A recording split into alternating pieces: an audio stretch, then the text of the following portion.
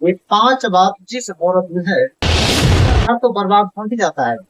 लेकिन इसमें बेटी और बेटे, पहला, जिस घर में औरत की आवाज, और दूसरा हर बुजुर्ग, और चौथा और पांचवा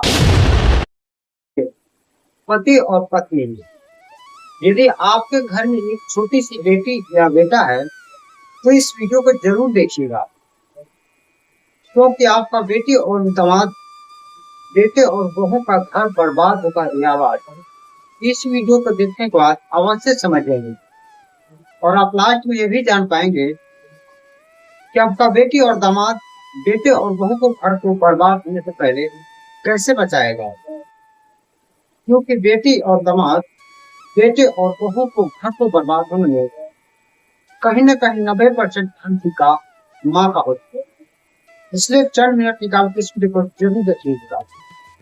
पहला, जिस घर में औरत की आवाज मर्द से ऊंची होने लगे, और दूसरा, बड़ बुजुर्ग को इज्जत कम होने लगे, और तीसरा, जो औरतें अपने पति के सास ससुर से बिना पूछे, बिना इजाजत लिए कहीं आती है और कहीं भी जाती है, और चौथा, अपने हैसियत से बढ़ चढ़कर खर्च करती है, इनकम के बारे में या घर परिवार के बारे में नहीं सोचती है, सिर्फ अपने शौक श्रद्धा में लगी रहती है, और पांचवा, अच्छी बात कहने पर भी ऊंची आवाज में बात करने लगती है और आंख से आंसू आने लगती है। ये 5 बात जिस औरत में है, उसका घर तो बर्बाद हो ही जाता है। बर्बाद से कितना ही नहीं, सबसे हैरान कर देने वाली बात तो तब हो जाती है जब वो औरत का घर तो जैसे तैसे बच जाता है, क्योंकि उनके पास बच्चे होते हैं, हर परिवार वाले से जैसे तैसे स्वीकार कर लेते हैं। लेकिन इसमें बेटी और बेटे, जो नन्ही सी प्यारी सी होती है, आने वाले 10-15 साल में उसका घर बर्बाद होता संकट होगा। इसका कारण ये होता है कि माँ अगर अपने पति से बिना इजाजत के कहीं जाती है, अपने बड़ बुजुर्ग की सास ससुर की वैल्यू नहीं करती है, अपने घर परिवार को इनकम देखकर खर्च नहीं करती है, और किसी भी बात को सोचने समझने से पहले आंख से आंसू बहाती है, और बात बात में लड़ाई करती है, तो याद रखिएगा, यही चीज उनकी बेटी सीखती है।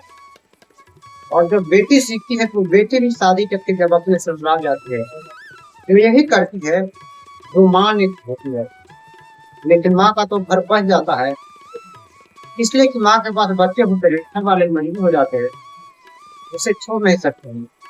लेकिन बेटी जब नई नई शादी करके अपने ससुराल जाती है, उनके पास कोई बच्चे नहीं होते, लेकिन ये हर हफ्ते होता है, तो शायद उनका खर्च उठने का ज्यादा से ज्यादा क्लासेस बन सकते हैं। और दूसरी, अगर बेटे की शादी होती बहू घर में आती है, वो बहू देखती कि उनकी सास घर को कैसे चलाती है, उनके ससुर को कदर करती है कि नहीं, घर परिवार को ख्याल करती है कि नहीं, हर सुख दुख में साथ देती है कि नहीं, इनकम के हिसाब से चलती है कि नहीं। जब ये सब चीजें उनकी बेटे की बहू देखती है, वह भी यही सीखती है, और वह भी यहीं से शुरुआत करती है जहाँ से सास की है।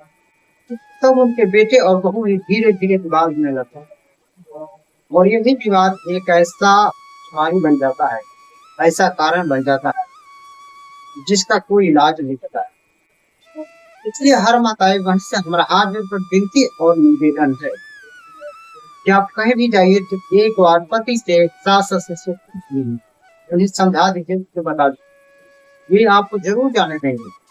लेकिन बिना कहे कहीं भी जाना आना, बड़ों को इज्जत न करना, अपने घर परिवार को दलदल में धकेलने जैसा होता है।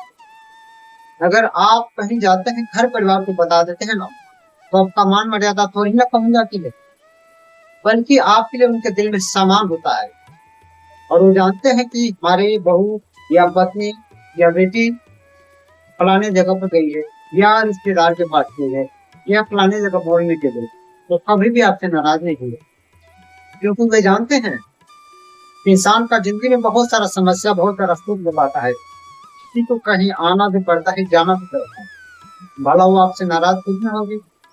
नाराज तब हो जाएंगे जब आप बिना इजाजत के कहीं जाएंगे, कहीं आएंगे, और पूछने वाले घर परिवार वालों को ऊपर सवाल खड़े करते हैं, आप आंख से आंसू बहाते हैं। ऐसे में समस्या टलता नहीं, बल्कि आपकी समस्या बढ़ जाती है। इसलिए आप अपने लिए ना सही, पर प्लीज अपने बेटे और बेटे के हक को बर्बाद न करो। अपने पति से अच्छे से बात कीजिए, अपने सास ससुर से अच्छे से बात कीजिए, घर परिवार को संभालिए, आगे बढ़ने की कोशिश कीजिए। इसी में आप भलाई है, क्योंकि जो आप करेंगे वही आपकी बेटी और बहू देखेंगे, और वहीं से वो भी शुरुआत करें। आई होप कि मैंने समझा दिया पति और पत्नी के रिश्ता को कैसे बचाया जाए, और बेटी और दामाद, बहू और बेटे के भाग को भी से संगम कैसे बचाया जाए।